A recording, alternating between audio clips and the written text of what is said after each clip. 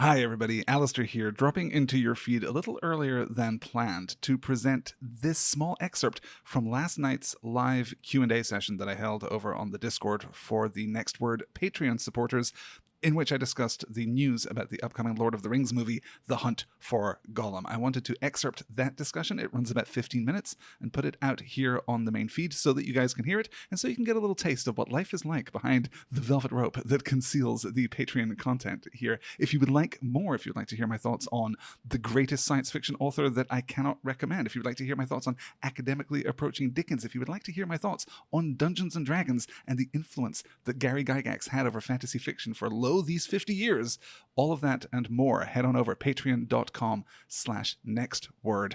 Pledge your support. Help me keep doing what I'm doing here on Stars and Swords and everything that we do over at Next Word. Thank you so much for listening. I'll talk to you all again soon. Until then, enjoy the show.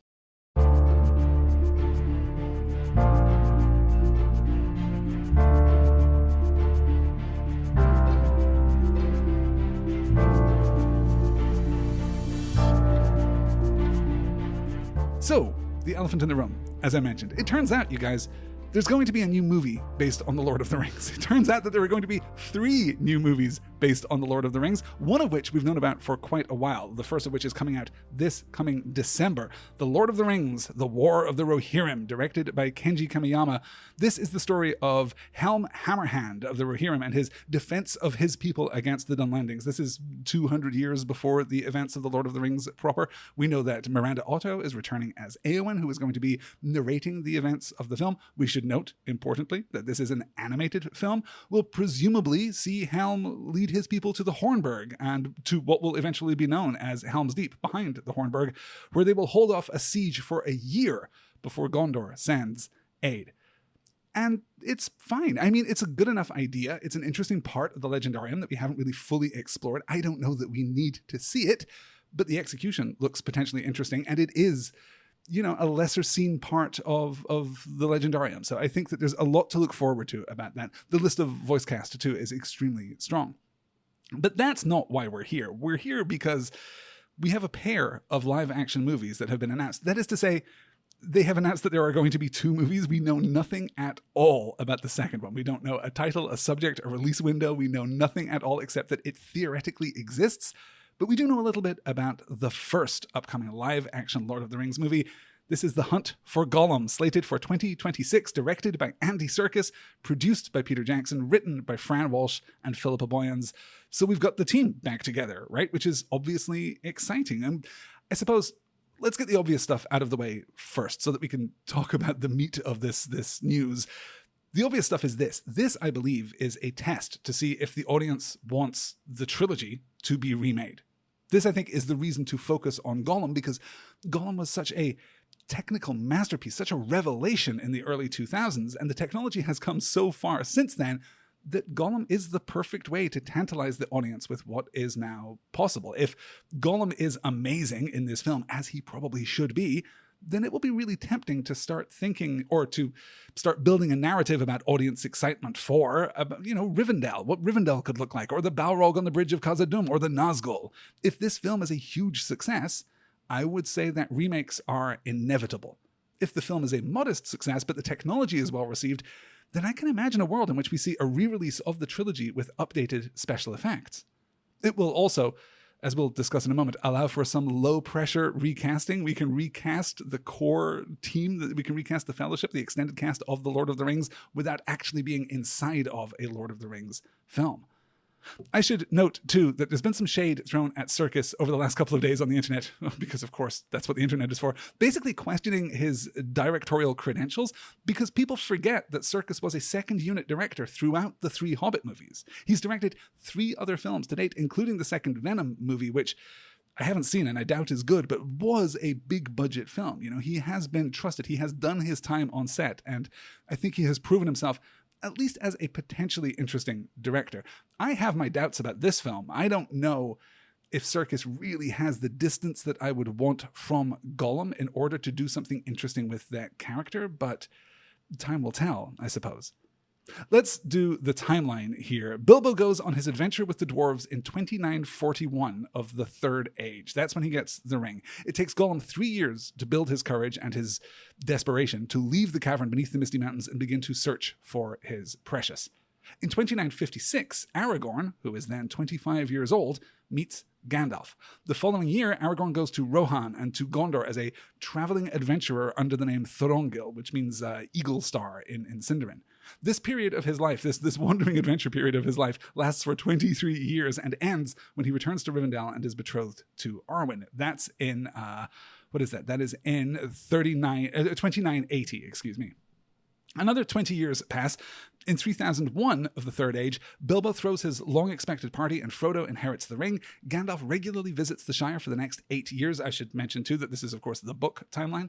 Then, in 3009 of the Third Age, Gandalf and Aragorn begin seriously their hunt for Gollum. Sometime around here, Gollum is captured in Mordor and taken to Barad-dûr.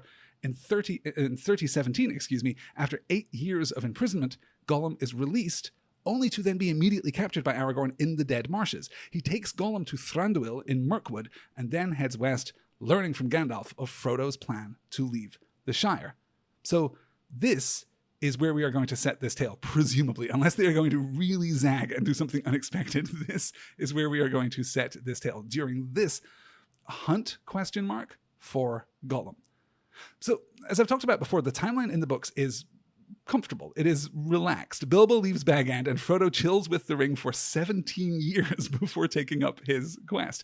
But we must remember how fast and loose Peter Jackson plays with the timeline in the movie versions. He wants us to meet an adult Merry and Pippin, for example, at Bilbo's party, even though they would have been very small children at the time within the book timeline. So it seems as though this period could be as short as a year in the movies, perhaps. I don't necessarily think that matters too much, particularly if the movie's going to continue to allow our heroes to basically teleport across hundreds of miles of geography whenever they want to. So let's take the positive view here, right? Let's look for the good. This is an untold story that's potentially really interesting for all that we know where it ends. If we're playing fair with the books, and it's going to be less of a hunt for Gollum and more of an escort quest, right? We're going to basically begin with the capture of Gollum and then bring him from the Dead Marshes through the Emyn Muil to Lothlorien, along the Anduin to the Carrick and to the Beornings, then through Mirkwood to Thranduil. It's an opportunity to recast some of our major characters and to re-explore this world with this new technical palette in front of us. At the very least, we might expect appearances from Aragorn and from Gandalf and from Galadriel and from Thranduil and probably from Legolas. And basically at this point, discounting the possibility that the original cast will meaningfully return. We might get a couple of cameos, we might get a couple of lines here and there, but I think we're going to recast because, well, my conviction is that this is an audience test for a remake trilogy, in which case they will want new actors who can stand up to a bare minimum 5 or 6 year development process. Which means, I suppose, that the clock is ticking until we learn that Zendaya will be playing Galadriel and Timothée Chalamet will be playing Celeborn. Or Chalamet as Thranduil. No, Chalamet as Celeborn because boring, and Cillian Murphy as Thranduil because crazy, and Dave Bautista as Beorn, and I'm making myself depressed right now just recasting these people. The casting for Aragorn, I think, is potentially very interesting for all that. Viggo is 65 years old now, but Aragorn needs to be a grown-ass man. He still needs to be mature. I think that Michael Fassbender has some interesting Viggo energy, but he's already in his late 40s, which might push him out just a little bit. Maybe we want someone in their late 30s. I'm not entirely sure. I'll think on that and we'll see where we come at the end of the show. So for all that, it could be pretty good. The largest challenge, as I see it, is kind of a resounding narrative shrug. What could we possibly do with Gollum that we haven't done already? I am as big a fan of Serkis's performance as basically anyone, but I just listened to his audiobook version of The Lord of the Rings, and I'm kind of a little done with it already. I'm kind of done with that Gollum performance. We've seen him do, basically everything that Gollum is capable of. We can't arc Gollum. We can't really show any interesting new side of his character because there just isn't much there, and it still needs to stitch into The Lord of the Rings, to which we will inevitably, cinematically, return. So it's potentially interesting that if Aragorn takes him north from Lothlorien along the Anduin, for example, right, they're going to pass the Gladden Fields. They're going to pass the spot where Deagle found the ring originally and Smeagol killed him and seized his precious. And that's interesting. That's rich. That would be potentially interesting to see Gollum, so far fallen into the shadow, revisit the place of his original sin, as it were. But I'll tell you this, I know exactly how that scene's going to play out. I can picture it in my head right now, and I'm not sure that I need to buy a $15 theater ticket to see it on the big screen.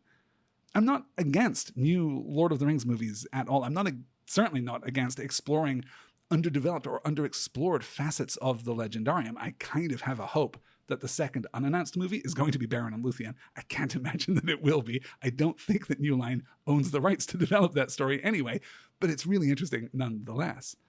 I think that there is something here. I think that there are things which can be done, but candidly, I don't think that there is a possible title that could have been released. I don't think that they could have announced a new film with any title that would have lifted my heart less than The Hunt for Gollum. I think it's maybe just done. Oh, I'll tell you what, you know who could be good? I have a note here that I forgot to integrate properly into my script, but you know who could be good? Robert Pattinson could do Aragorn, I think. He looks good, a little scruffy. He's about the right age. He's got a weird intensity. He's a weird ennui. He is slightly otherworldly in an interesting way. He's developed into quite an interesting young actor. Quite an interesting young actor who's basically 40 years old, which I think is interesting potentially. Or just give the part to Dan Radcliffe and watch two entire fandoms explode. Anyway, closing thoughts. I'm going to go into this movie with hope. I'm going to, I think, stay connected to the development cycle, to the production cycle, to certainly the advertising that comes out. I think it was so much fun when the Hobbit movies were coming out and being able to watch so carefully those trailers and analyze every detail and have fun speculating about what the film is going to be and being wildly wrong about most of the turns that those films took. I think that that's a really fun and interesting place to be. So I'm probably going to play that game this time around, and we'll see what happens ultimately with the series and with these prophesied Lord of the Rings remakes that are coming this way, I'm sure. I'm just really hoping that it's not just one more trip to the Andy Serkis Gollum well, as good as that well is. Elizabeth in the chat is saying, ooh, Pattinson, interesting. I know that's not your favorite actor, Elizabeth, but I do think that he can bring something. There's something to his on-screen persona that is that is just a little enigmatic. He's an odd choice, which I think would be an interesting choice. That's really what it comes down to. I do not want to cast, oh God, I don't even know the names of the guys now. I don't want to cast someone who 10 years ago would have been in Friday Night Lights, right? Like, I don't want a Caleb Landry Jones. I don't want like whoever would have been that hot young guy. I don't want an Austin Butler or an Alden Ehrenreich. I don't want one of those guys. I want someone to bring something a little more unusual, which is, of course, what Viggo did. I think Viggo Mortensen's brought such a fascinating complexity to that performance. He is one of the performers in The Lord of the Rings, and there are many performances in the Lord of the Rings movies, I think, which are kind of definitive. He just is Aragorn. I think certainly Elijah Wood mostly, I think, gives a definitive Frodo. I think that Sean Astin gives, really the definitive Sam. I think it's very hard to think of another Sam. Gandalf's pretty definitive. I think that Sean Bean's really solid as Boromir, so that's a strong performance there too. But I do think that there are some places where we might, if not improve, then at least take different tacks. I think it might be interesting. And certainly the involvement of Thranduil in this movie, the involvement of the Woodland Realm and the Elves of Mirkwood is really interesting, because that is a very underdeveloped part of the Legendarium, particularly in the context of, post The Hobbit, returning to that realm and seeing how things have developed and how things have not developed, I think would be really, really interesting, which is why I want someone, Lee Pace would be perfect, except that he already did it. So someone like Cillian Murphy who can bring a real otherworldly, enigmatic energy that can turn on a dime between benevolent and wise and regal into a kind of madness, I think is a really interesting thing to do with Thranduil there, yeah.